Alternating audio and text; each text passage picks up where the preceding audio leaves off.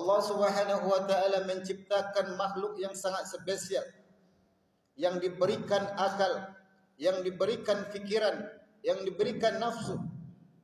Siapa mereka? Yakninya kita adalah sebagai manusia. Tetapi hadirin yang dirahmati oleh Allah, perlu kita ketahui dan perlu kita garis bawahi bahwasanya siapapun manusia pada hari ini, apapun pangkatnya, apapun jabatannya, jangan pernah sombong. Kenapa demikian? Ketika kita baru terlahir ke dunia ini, kita membutuhkan uluran tangan orang lain.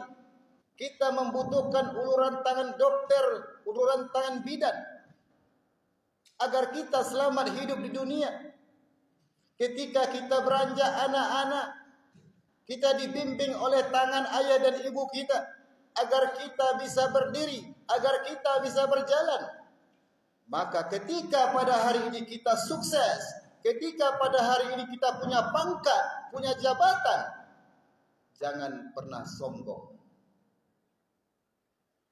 La yadkhulul jannah man kana fi qalbi min khibr.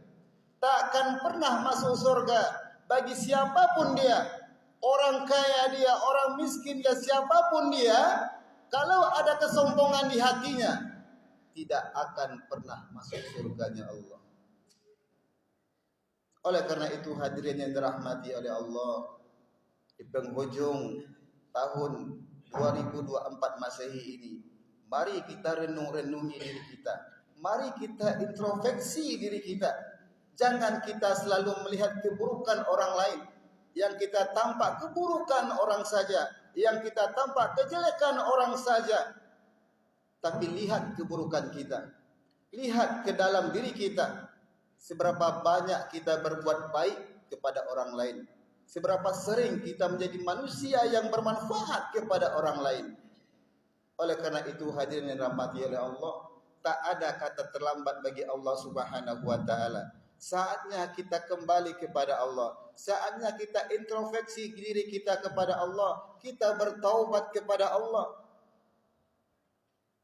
Dalam Al-Quran Allah jelaskan, ya ayyuhalladzina amanu tubu ilallahi taubatan nasuha. Wahai orang-orang yang beriman, bertaubatlah kepada Allah.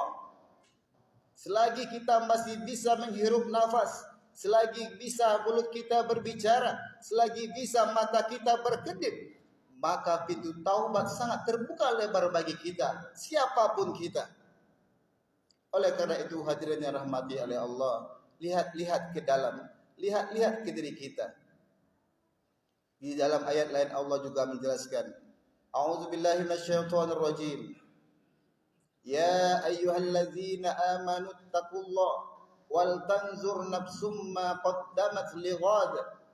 Wahai orang-orang yang beriman, wal tanzur nafsum ma qaddamat lighad, bertakwalah kepada Allah. Wal tanzur nafsum ma qaddamat lighad, hendaklah setiap kamu, hendaklah setiap diri melihat dirinya, melihat kesalahannya, melihat kelakuannya selama ini. Sudah berapa lama umur kita? Apakah kita saat ini berumur 40 tahun, 50 tahun, 60 tahun? Sudah berapa sering kita berbuat baik? Sudah berapa sering kita menolong orang? Atau kebalikannya? Mungkin kita lebih sering membuat jahat kepada orang. Mungkin kita menfitnah orang, menyakiti orang lain, baik sengaja ataupun tidak disengaja. Oleh karena itu hadirin yang dirahmati oleh Allah, perbanyak kita bertaubat kepada Allah. Perbanyak kita beristighfar kepada Allah. Rasulullah SAW, orang yang telah dijamin masuk surganya Allah, orang yang dirindukan oleh surga, masih mau beristighfar kepada Allah Subhanahu wa taala. Oleh karena itu hadirin yang rahmati oleh Allah, selalulah kita menasihati diri kita sendiri sebelum kita menasihati orang lain. Lihat-lihat keburukan diri kita sendiri sebelum kita melihat keburukan orang lain. Ma'asyiral muslimin, sidang jemaah Jumat rahimakumullah. Oleh karena itu, kita sebagai makhluk yang diciptakan oleh Allah Subhanahu wa taala sangat luar biasa. Kita adalah makhluk yang berbeda dari yang lainnya. Kita berbeda dengan malaikat. Malaikat tidak mempunyai nafsu. Malaikat hanya ingin berzikir saja kepada Allah. Maka dia tidak spesial. Kita berbeda dengan binatang. Binatang hanya diberikan nafsu. Ia taunya hanya dunia saja tanpa mengingat Allah. Tanpa beribadah kepada Allah. Tetapi ketika kita diciptakan oleh Allah Subhanahu wa taala, diberi akal, diberi nafsu agar kita bisa membedakan mana yang hak dan mana yang batil, mana yang benar, mana yang salah. Oleh karena itu hadirin yang rahmati Allah, semoga hendaknya di tahun-tahun berikutnya, di Jumat-Jumat berikutnya, kita menjadi hamba-hamba Allah yang dirindukan oleh Allah.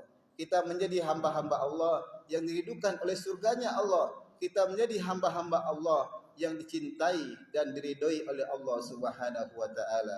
Amin ya rabbal alamin. Demikian